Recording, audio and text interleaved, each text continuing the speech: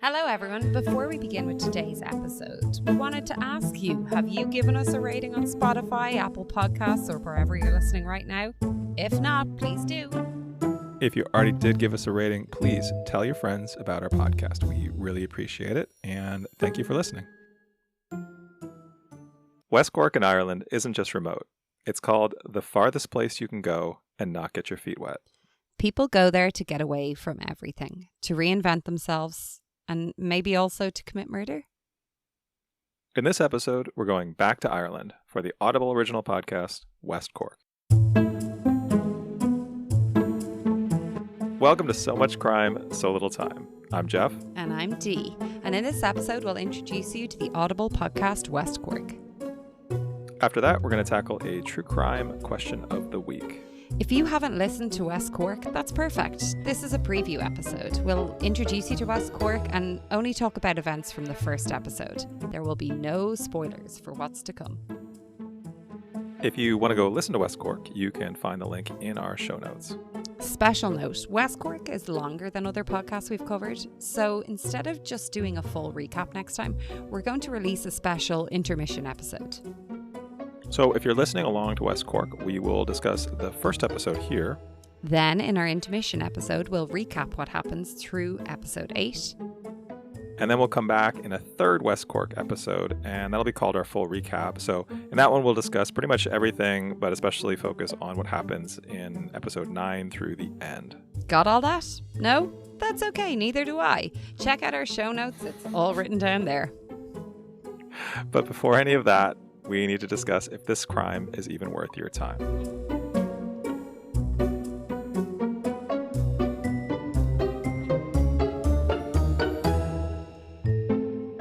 All right, so this crime happened on December 23rd, 1996. Before we get into the story of the podcast, let's jump in the time machine and talk a little bit about 1996. What's our time machine music? Oh, we should definitely have time machine music. Yeah. Are you reading Paxton, in the find us. years? The Irish people will get that. The Americans, All right, I'll leave a link in the show notes to Reeling in the Years. All right, Dee, I would like to do a flat reading of the top song on the U.S. pop charts. A flat reading, as in you're not gonna give any melody to it. You're just gonna read the words. Nope. Okay. That's right. And I'd like to see if you can tell me what song this is. Okay. Are you ready? American or Irish? Yes, American. Okay. American song. Don't leave me in all this pain. Don't leave me out in the rain. Come back and bring back my smile. Come and take these tears away. I need your arms to hold me now. The nights are so unkind. Bring back those nights when I held you beside me. I'm going to say blank, blank, blank. Say you'll love me again. Undo this hurt you caused when you walked out the door. Unbreak my heart. That's it. By Break my heart. Oh. Toni Braxton. Oh, okay. Toni Braxton. Great one. Say all right. you love me again. That was the top song in 1996. Let's actually skip the other song. Top song in December 1996. Love it. Yep. All right. I want to give you the tagline from the top movie. Ooh. You're going to love this. You're going to love this. All right. The tagline is, so many dogs, so little time. Stop it. Oh my God. So many dogs, so little time. Yeah. Yeah. I'm presuming. Oh, 101 Dalmatians. 101 Dalmatians. Yeah, I was. So many dogs, so little time. Are you joking? That is hilarious. Yeah, that was the number one movie, and that was its. Well, that was one of the taglines. It's on the poster. Oh my God. Yeah, that's like fantastic. It's destiny. It is. Awesome, those Dalmatians. All right, and that was a crime too. Cruella de Vil. Yeah. Yeah. Not very kind, apparently. Little bit cruel. In fact, very cruel. Cruella. Cruella de Vil. Cruella. Sorry. I don't know. Did you want to go through why any I'm in Irish a things? Or no? singy mood today. No, but the Spice Girls were definitely rocking it in 1996. They came about with Wannabe, I think, in the summer of 1996. And I'm pretty sure their song To Become One was a hit in December 1996. Are they Irish? No, English. Even not even one of them. Not even one. I know. They're all English. They're all Okay. just English. But to be fair, Right. they're great crack. They'll join, this group we're cultivating who we're going to go out and have a pint with. Well, a cup of tea with. There's a few people that will go down the tea route with as opposed to the pint. The Spice Girls can come into that group. We're going to invite the Spice Girls. Yeah.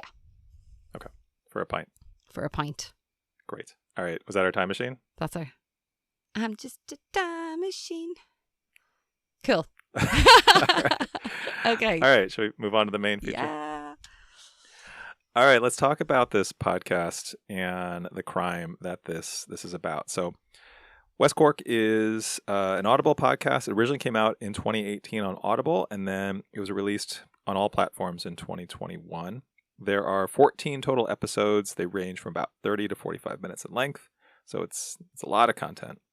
When it first came out, West Cork was the #1 nonfiction bestseller on Audible's top 10 list for 7 weeks straight. Love that. Love it. So what is the story in West Cork? So first of all, I don't know why we do it, lads, but it's a cold case murder.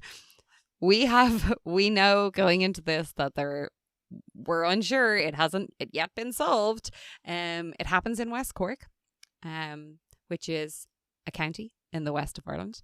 And it's about the murder of Sophie Toscan du Plantier. She was a French television producer who was visiting her holiday home near Schull in County Cork, Ireland. And she was beaten to death outside that holiday home on the night of the 23rd of December 1996. Okay, so Jeff, I want to know your initial thoughts. Where I want to start is my old reliable. What's your feeling about the hosts? So the hosts are Sam Bungie and Jennifer Ford. They are a married couple. I think they're British. Are they both British? Yeah. English? Yeah, they sounded anyway. Yeah. So not Irish. So from an accent standpoint, we're all over the place on this one. Mm-hmm. I think they're interesting. I'm curious to hear more past the first episode and kind of like how present they are. But there's so many voices in this first episode that I think sometimes I'm not always like they're just one of the or two of the many voices. There's a couple of fun facts about them that I feel like we should talk about. So aside from being a married couple, they seemingly became obsessed with this case and creating this podcast over some length of time.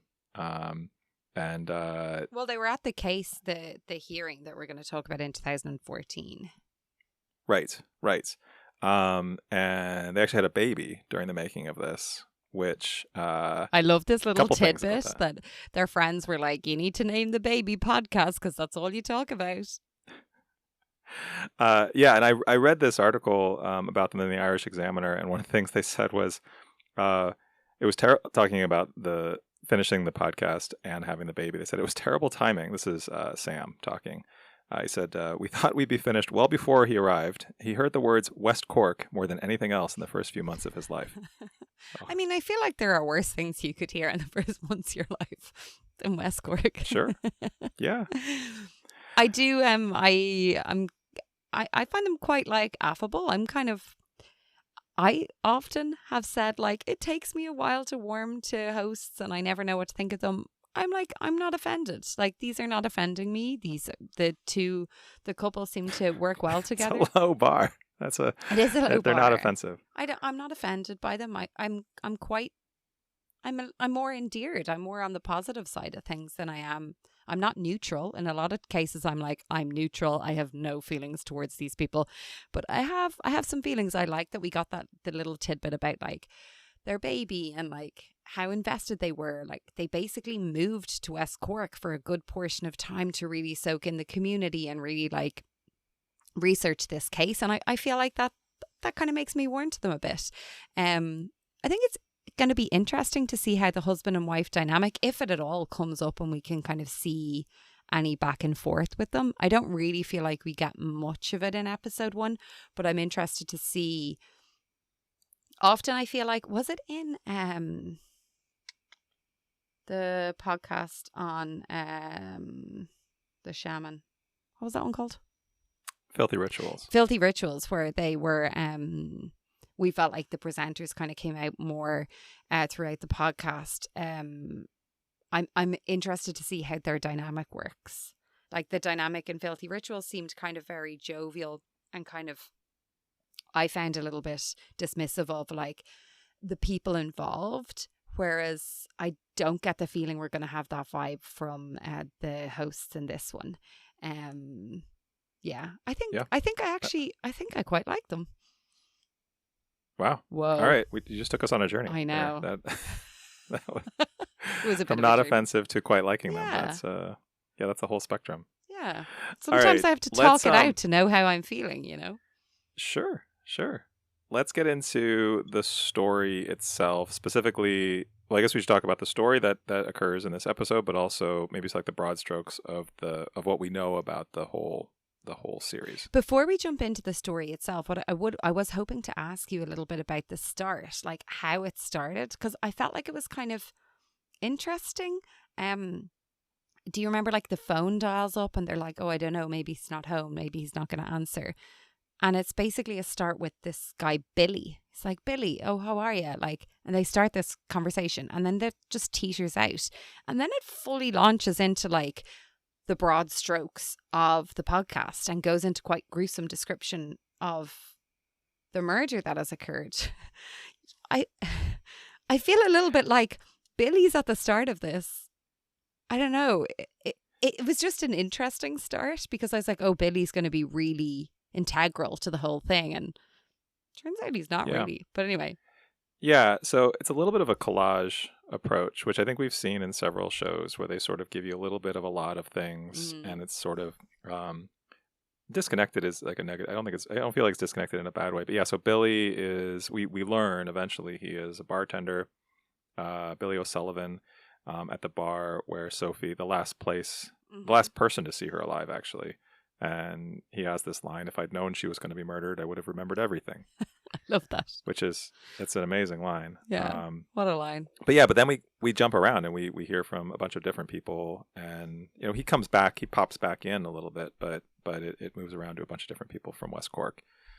Yeah. I think it did a good job of sort of starting to set the tone and like, I think in a way, like the seriousness, like the gravity of how this crime affected this town, right? Like there's a line in there about how it's referred to as the murder because there hasn't been another one, right? And this was 1996. So for the next like 20 something years, like this is still known as the murder.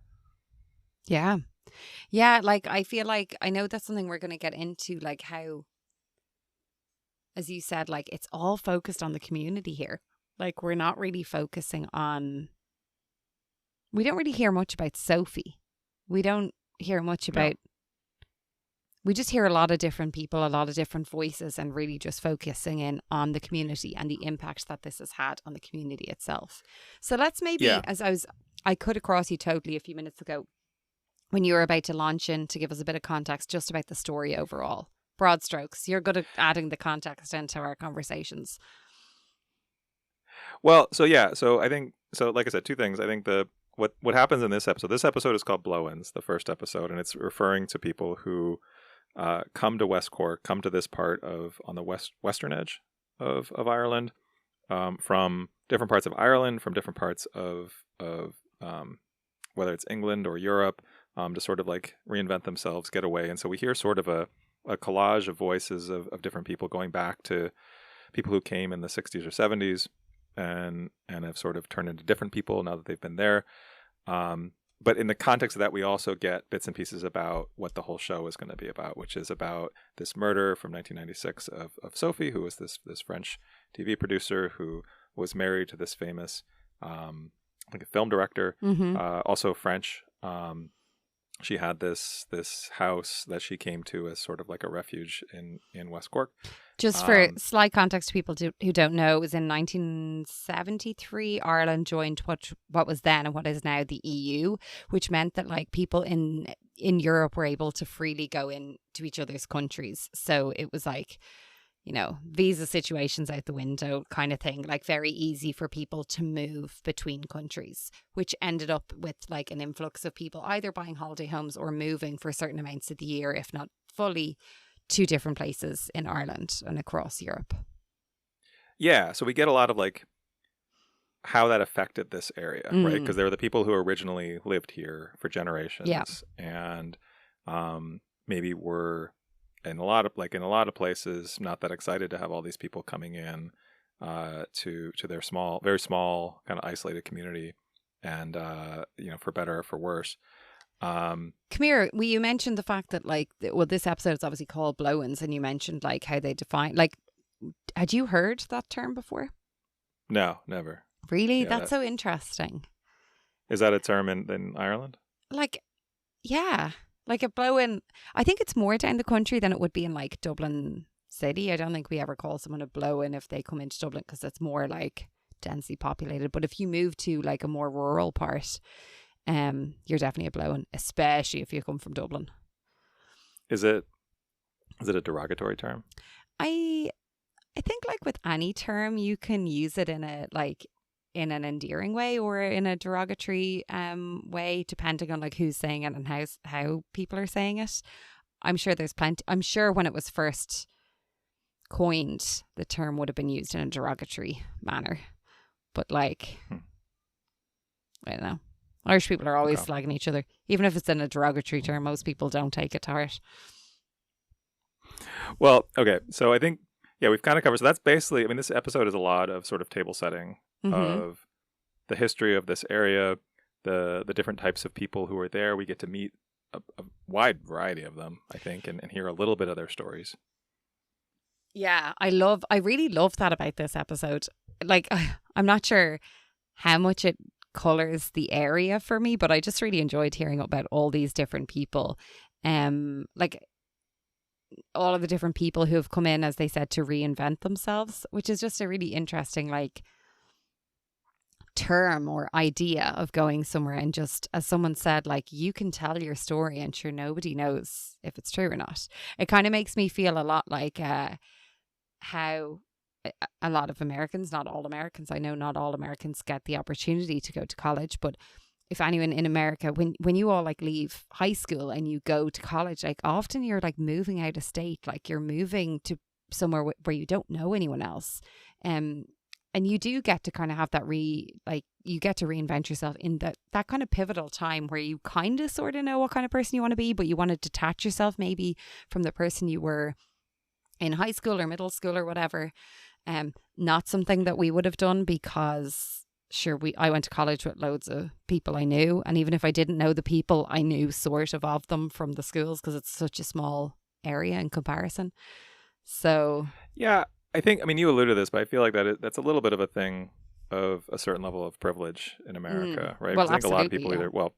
The majority don't go to college, and many who do, like I had friends in high school who went to college, but they went to like a local college, like a state university or something, or a community college, and that was with a lot of people that they knew. I mean, I was fortunate enough to go to a college where I didn't know a single person, and fortunate enough. Effective. Well, okay.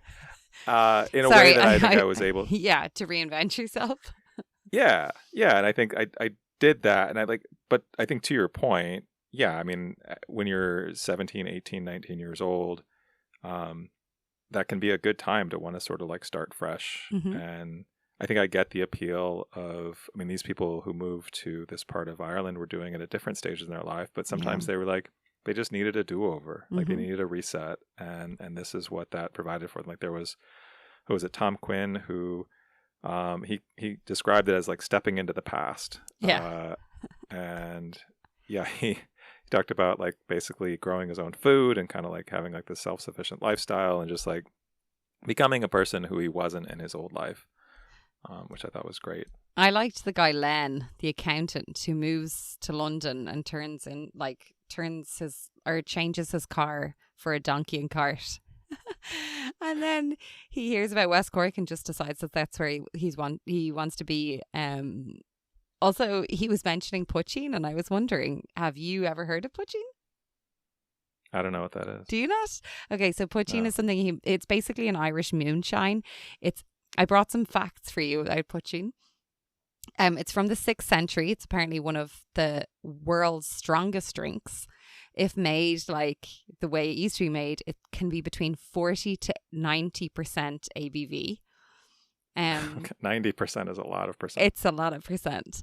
And also something I think I knew at some stage of my life, but I relearned today, is the Irish word for a hangover is putsch. So it's the start of the poaching, which I love that. It's made from, or originally it would have been made from potatoes, or it could be made from potatoes. It's illegal. It can't be sold. I did find a certain brand are selling it, I think somewhere in Boston or whatever, but the levels have to be I think that's like 42%. Like, so it has to obviously be measured to that. But yeah, anyway, there you go. But it's effectively like a potato-based moonshine. Yeah. Okay. All right. Have you had it? No, I actually never have. One of my very close friends, her friend that she grew up with, apparently the dad used to make poaching and they used to always steal it. Wait, your friend's dad used to make. Okay. So that's like your True cousin story, or basically, more or less. uncle? Okay. More or less. Right. Okay. But I love this. I love this whole like seeing into like all these different people who have moved here. I found that really fascinating. We also, like, as we're hearing about these people, we're getting these weird snippets of like about him and people's opinion of him.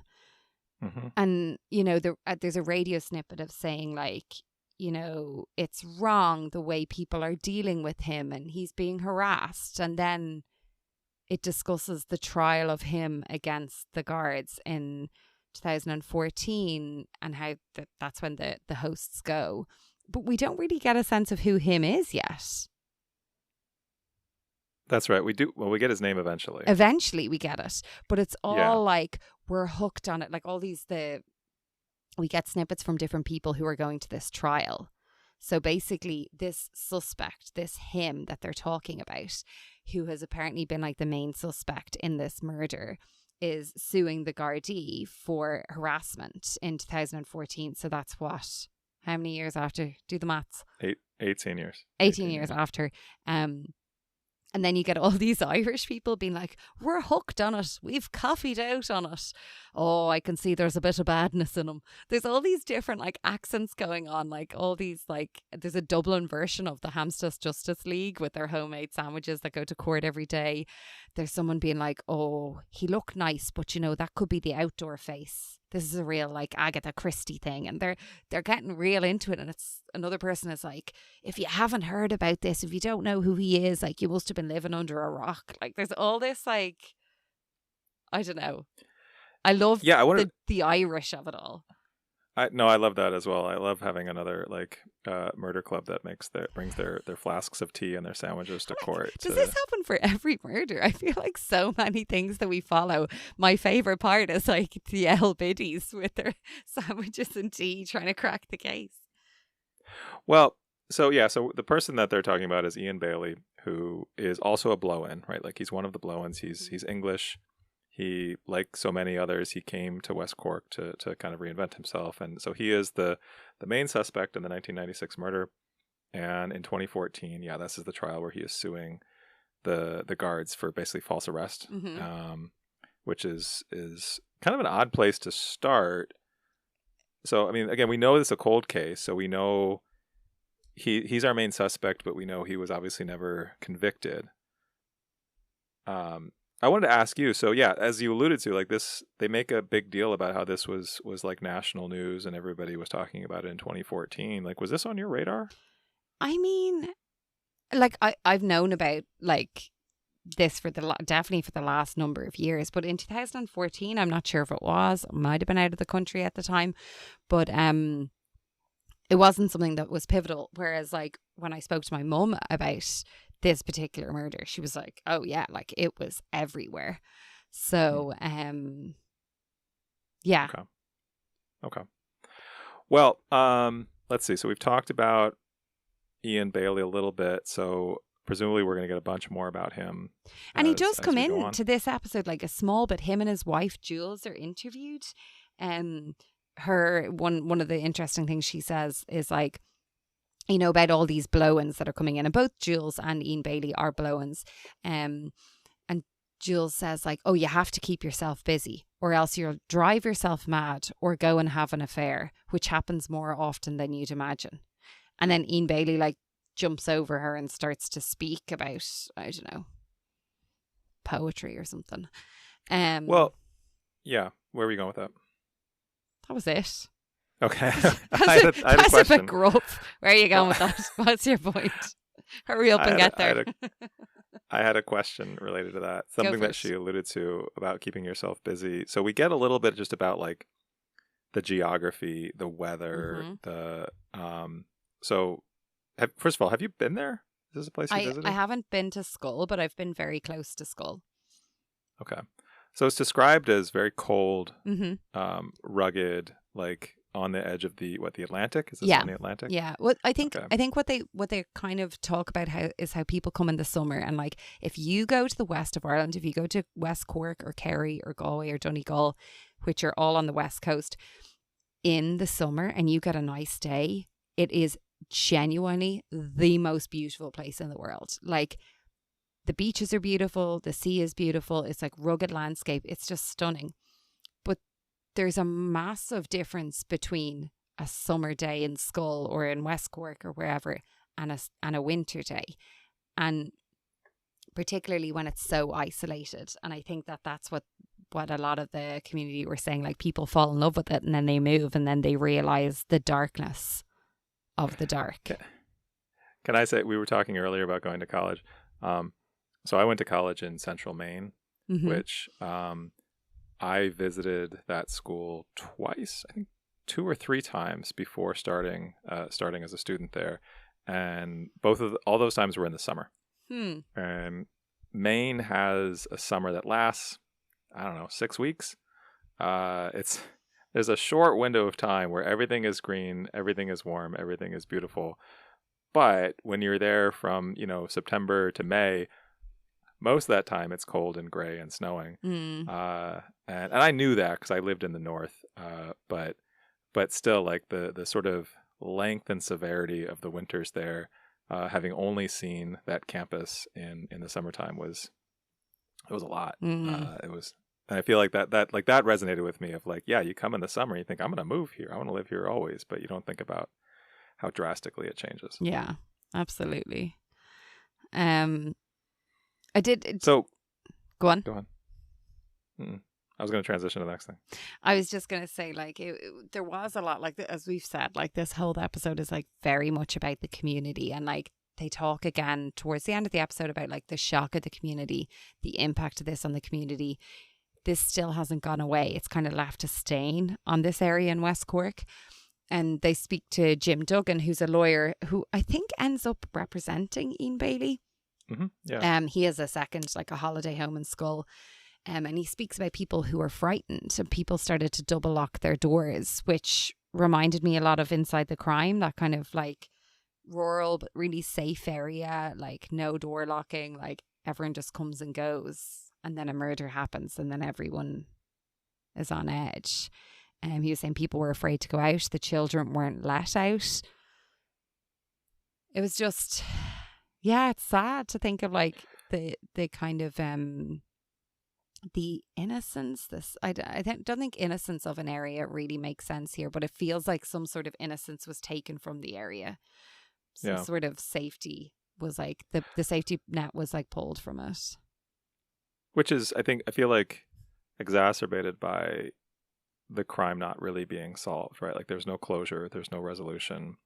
It's just like, and they speak to this in the episode of like feeling like someone murdered someone and that murderer is potentially still here. It's one of us. We don't know who it is. But this is a small community. And I was wondering as well, like, as you say that, like when it's called the blow-ins, and this is kind of alluded to at some point in the episode, but like whether the Gardaí might have been like or what your thoughts are, just having listened to the first episode, are thinking, well, a blow-in was murdered.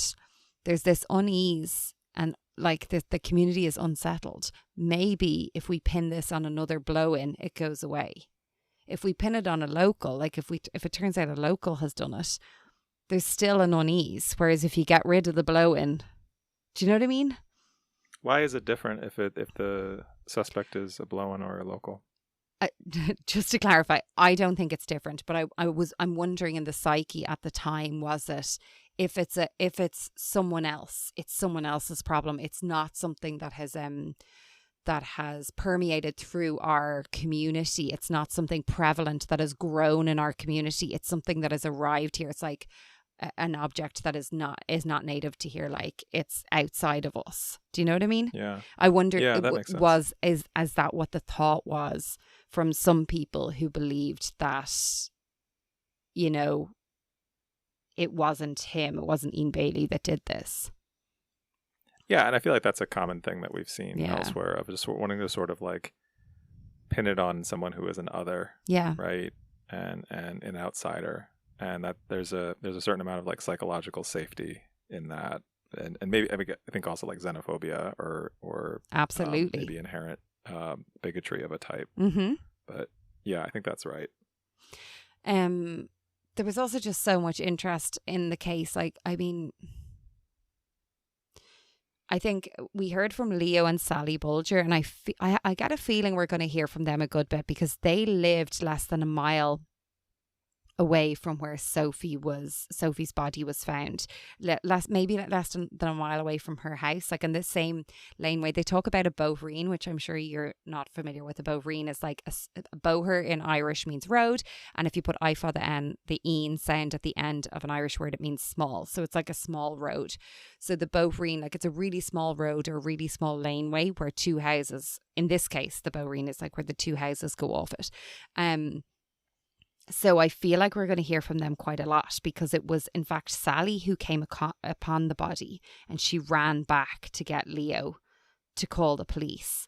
So they speak to them at one stage, and they say, you know, the casket can't be closed, because really the casket can't be closed. Like, the family are getting no closure on this because it's never been solved. And then I think it's Leo that says, we need someone to tell the facts without the opinions, like just the facts, like without everything else, without the red herrings, without whatever, just the facts. And I was wondering, I found it a very interesting line. I was wondering, like, is that the plot point for the entire podcast? Like, let's get into this muddled story that has been told for so many years. There's so many different facets to it, and let's try and focus in on the facts. Yeah, I mean, I feel like that's what we're going to get through the rest of this series, right? Like, they're going to try to present to us as many of the facts as they can. I mean, again, it's a cold case, so there's no legal resolution to it. But if they can present as much evidence as they can over these next 13 episodes, I guess we'll find out, right? Yeah, I mean, yeah, I hope so. I hope we don't get it muddied with lots of opinions, because when we see 14 episodes on a podcast, I'm just like, oh my God, this just feels like a lot.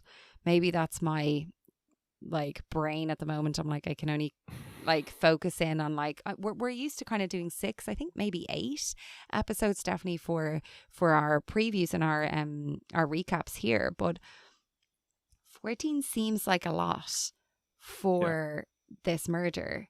And I'm just hoping that they stay on track with keeping opinions out and keeping the facts in. Well, we should probably wrap up this preview by talking about the last few minutes of the first episode, which we get some facts, right? Like, we get basically a little bit about the crime itself. So most of this first episode is about the history of West Cork, about the blow-ins, and we get, like you said, we get these little bits about Ian Bailey and all these different people and their stories. But then towards the end of the episode, we finally get to the crime itself and the murder of Sophie and kind of her last day and what was known about her last day in this December 1996. So there's a bit about Three Castle Head, which I had to go look. I didn't understand what they were talking about. Do you want to describe Three Castle Head? So Three Castle Head seems to be like the ruins of a castle where a lot of people go walking out on, but seemingly the last family that lived there all were murdered, like had a bloody end. They all died violently. We learned that they all died violently in some way. And it says to commemorate them. I'm not sure who is commemorating them in this way, but to commemorate them, a drop of blood like falls every day on the walls. Is that accurate? Yeah, from a drop of blood drips from the walls of the main tower every day. That's the rumor. That's one of the rumors. There's a couple of rumors. One of the rumors. And the other rumor is that this white lady appears. Yeah, so sort of a ghost story about this white lady.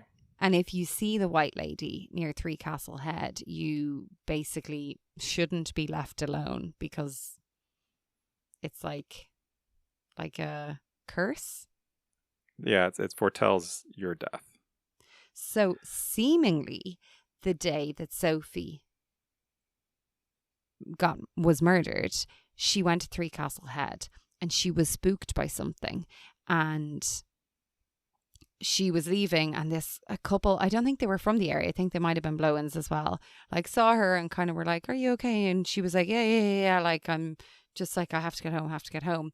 And it says that like a guarda like after was like, oh, sure, if only you were locals, you would have known to not let her leave on her own if she'd seen the white lady. Like a guard was like, we don't do that here. Like we don't mess with the spirits, which I found really interesting. It wasn't just like, anyway. What do you think in here now? Do you believe in this kind of spooky stuff? Not really. No. Not really, but would you be on your own after you saw the white lady? No, probably not. Yeah, me too. Okay, well, logically, I don't believe in this, but absolutely, am I not being on my own after I see this white lady?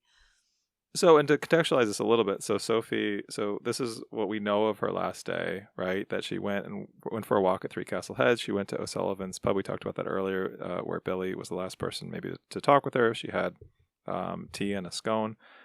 She left alone. She was what? He says, you say it right. He says scone. Did you notice that? No, I said scone. No, I know you said scone. I don't know. Is it a British thing? He said scone. Whatever. It sounds delicious. I would have one. Yeah. Oh, yeah. Because you actually don't know what a scone is. It's a little pastry. Yeah. Is it not? I think we'll have a dense talk. Biscuit. But not your biscuit. Not like biscuits here where you have them with gravy. No. Like it's more like it's closer to a biscotti. Like a not hard like that. Okay, this is a weird tangent, but it's like it's dense though, right? Like it's not light like an angel food cake. No, you'd like cut it in half and like put butter and cream and jam on it. Yeah. Scone. Okay. Yeah.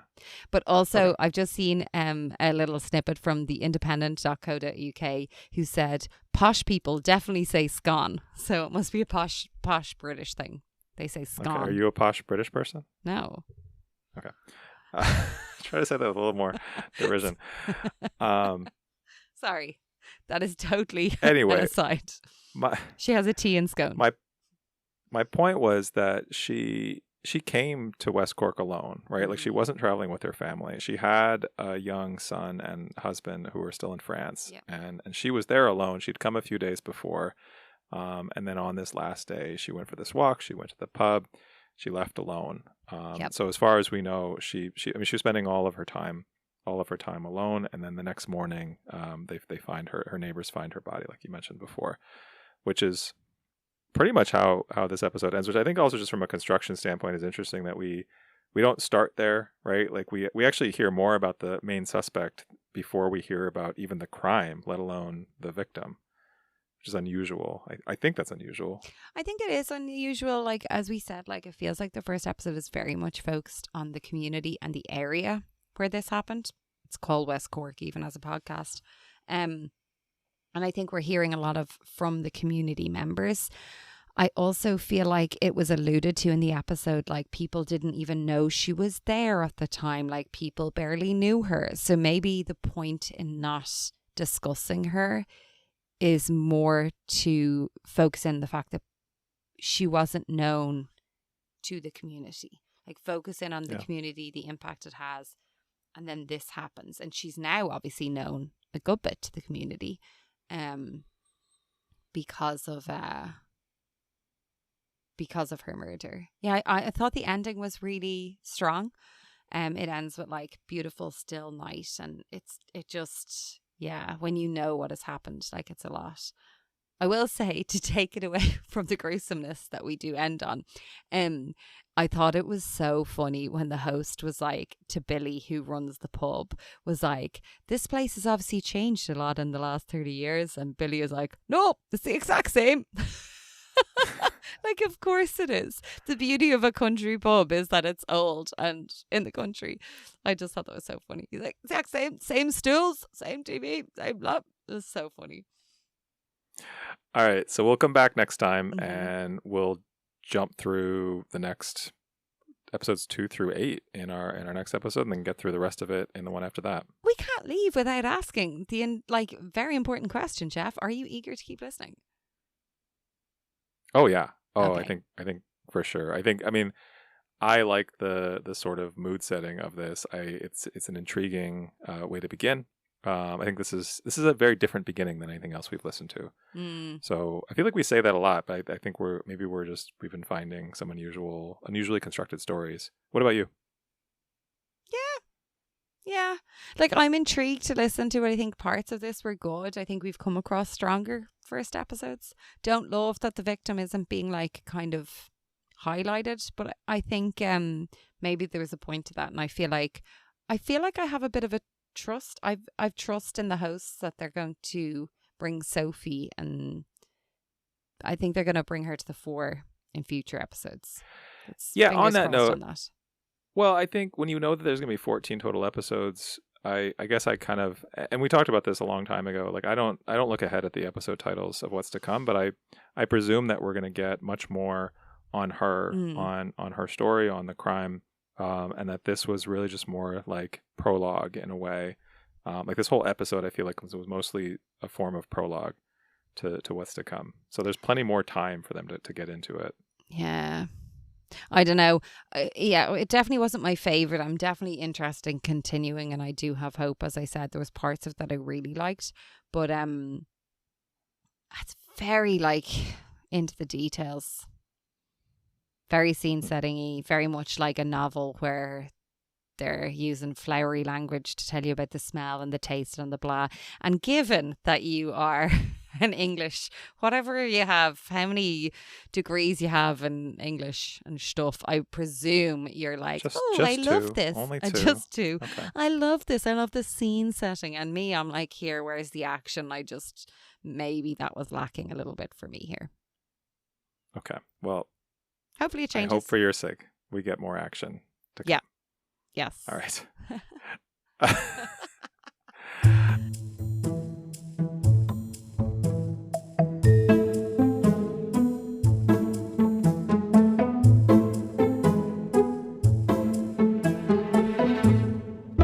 All right, D. Yes. It's time for our question of the week. All right, so this episode prompted this question for me that I wanted to ask you.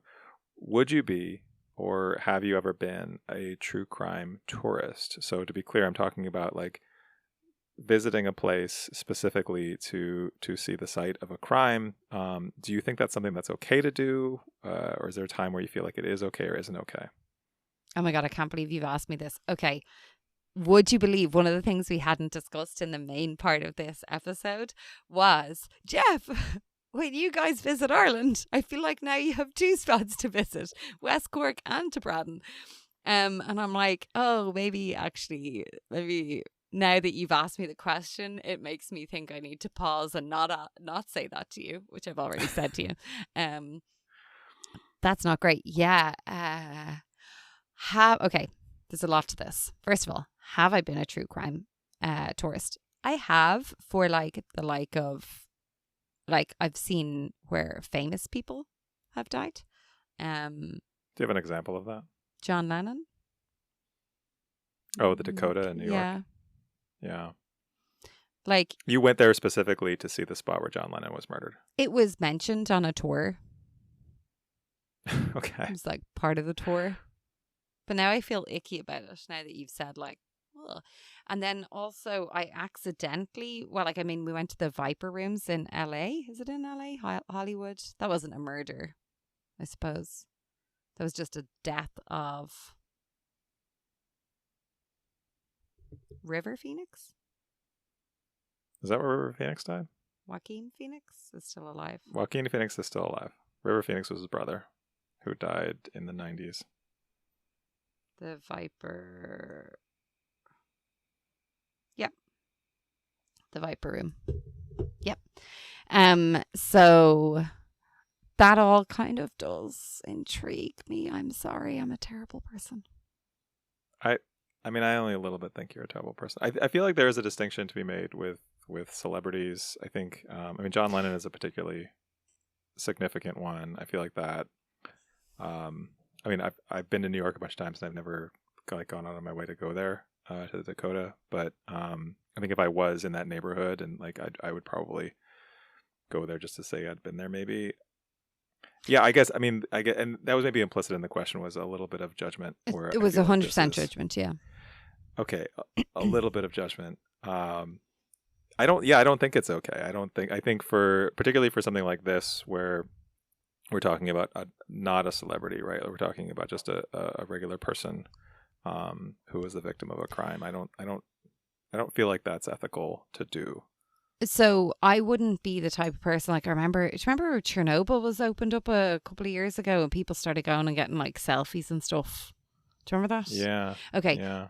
That would not be my vibe. Like, I'm not going to go. I have been to concentration camps around Europe. I've been to some harrowing places that I visited. I'm not the type to like take a selfie outside of it and be like, oh my God, went here. Like, not my vibe at all. But I do find it intriguing and I do find it interesting. And that's, I suppose we spoke about that like on our first episode. Like, why are you interested in true crime? Why are you interested? Like, that does interest me. Like, if there's a plaque at the side of a road, I'm going to go over and read it. Or a plaque on a bench in a park, I will read it. If there's flowers laid at the side of the road, I will wonder and I will try and research to hear what happened. Like, that's just how I operate. I think the way you phrased your question maybe is why I feel a little bit icky about it, because you said like a true crime tourist. Like, am I going to be like, okay, I'm going to plan my trip all around like this part of the world to visit all these places people got brutally murdered? No, like, I'm not going to do that. But like, if I've read about something and I've heard a lot about it, part of me would maybe be interested in seeing where it happened. But I also think what kind of changes the idea of this is to kind of depend on the family. Like, I think some families want their person to be remembered and to be commemorated and to be like, you know, discussed. Maybe not like, I feel like it depends on how the family would feel about it. And that's I think also a hard thing. I think that's fair. Because say in the Una Linsky murder, like, we knew the family wanted nothing. They just upped and left the area, which is very different to how some other families may react in certain situations similar to that.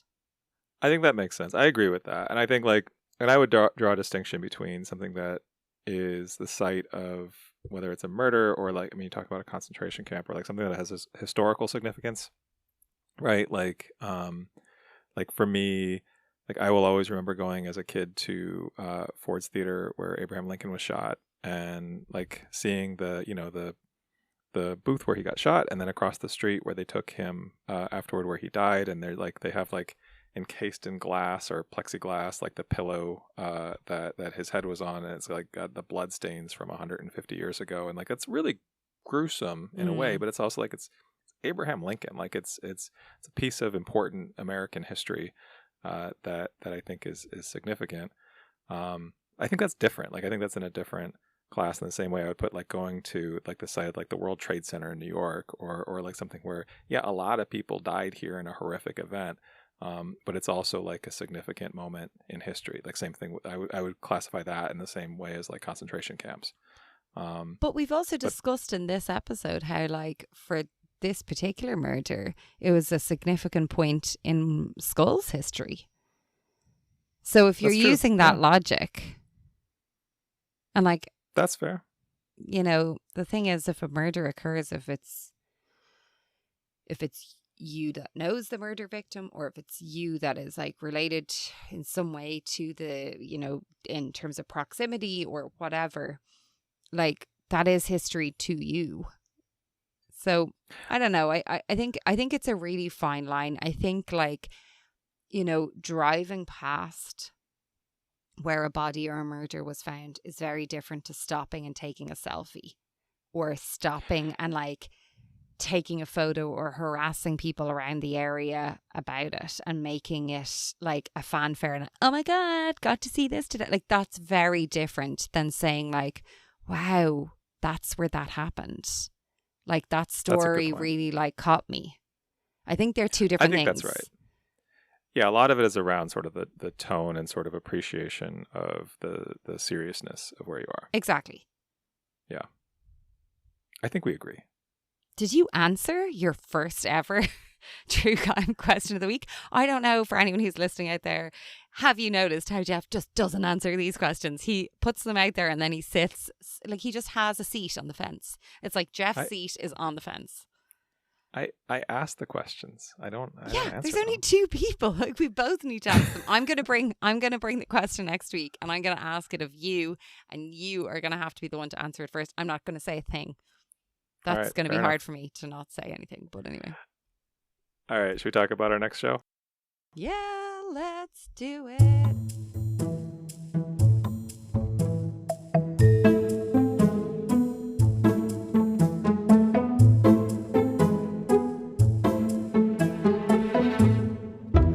Next episode, we'll do an intermission check-in on West Cork. So again, this is a long series. So all we're going to do next time, we're not going to cover through the end. We're just going to discuss through the first 8 episodes. After that, we'll post a full recap where we discuss all 14 episodes.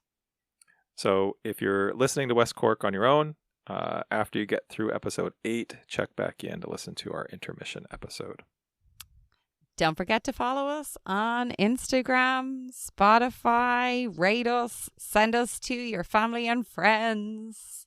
So much crime, so little time. So Much Crime, So Little Time is a production of MimeGov Media. The executive producer is Paxton Calariso. Our associate producer is Blythe Ty. Theme music was composed by Vyacheslav Starostin. If you haven't done it yet, please subscribe to this show in your podcast app. Don't forget to give us a 5-star rating and a review. Even better, tell your friends. To join the discussion, look for us on social media. Check out the show notes for all the links. Thanks for listening. Did you know that Mother Teresa received her honorary U.S. citizenship in November 16th, 1996? I did know that. I actually have a tattoo that commemorates that moment.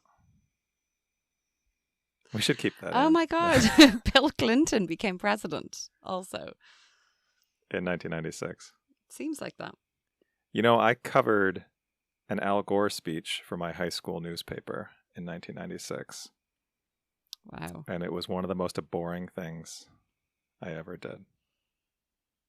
You know, I was 9 in 1996. I know.